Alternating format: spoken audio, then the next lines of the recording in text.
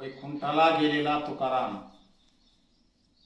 वैकुंठाला गेलेला तुकाराम परत कसा आला हा प्रश्न माझ्या मनाला पडला होता. तेवढ्यात माझ्या कानावर आवाज आला. इथली व्यवस्था पाहून मी बेचैन होतो. वैकुंठाला गेलो तरी वैकुंठाला गेलेला तुकाराम परत कसा आला हा प्रश्न माझ्या मनाला पडला होता. तेवढ्यात माझ्या कानावर आवाज आला. इथली व्यवस्था पाहून मी बेचैन होतो. वैकुंठाला गेलो तरी मी उपदेश देऊन गेलो. माझी गाथा इंद्रायणीच्या डोहात बुडवली तरी. म्हणून मी ठरवून टाकलं की आता माघारी गेल्याशिवाय पर्याय नाही.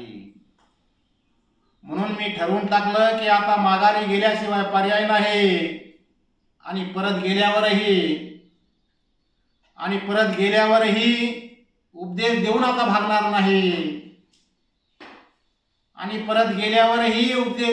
भागणार नाही. हे मी तिथेच ठरवलं होतं. खाली दिसत होतं सारं भेसळीचं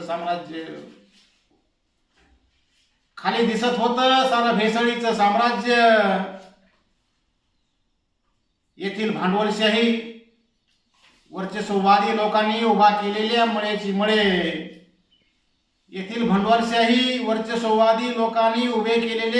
मळे तेही भेसळयुक्त. म्हणून मला यावं लागतंय खाली तुकाराम मुंडे म्हणून.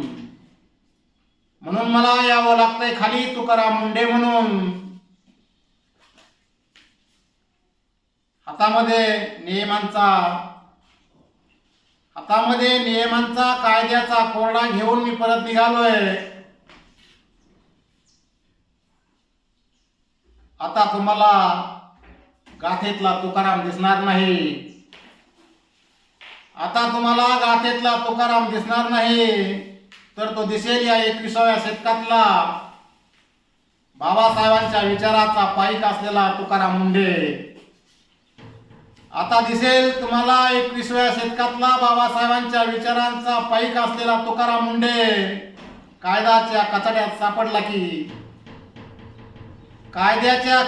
सापडला की तो कुणाचीही भीडभाड न ठेवणारा.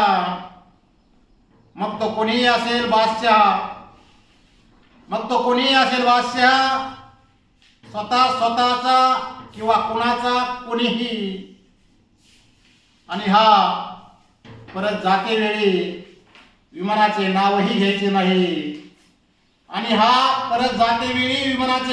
घ्यायचे नाही कोणी. कारण आता विमानालाही सुट्टी देत नाही तिथं. हे मला वरच कळलं होतं.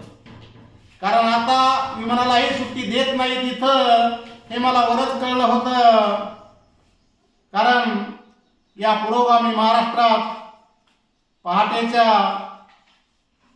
6ला कामावर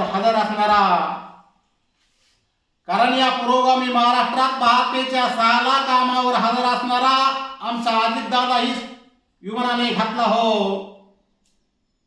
का घालवला हे आता तसं सांगणार नाही कोणी. कारण इथली पूर्ण व्यवस्थाच शंड झालेली आहे. पूर्णपणे शंड झालेली आहे. म्हणून मला यावं लागतंय तुकाराम मुंडे होऊन परत माघारी. इथं संत तुकाराम म्हणून नाही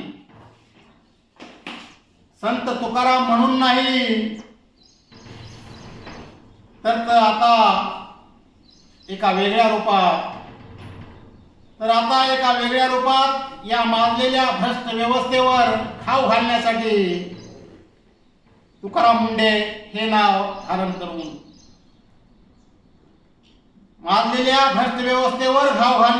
तुकाराम मुंडे हे नाव धारण करूनच येतोय मी परत एकदा तुकाराम मुंडे.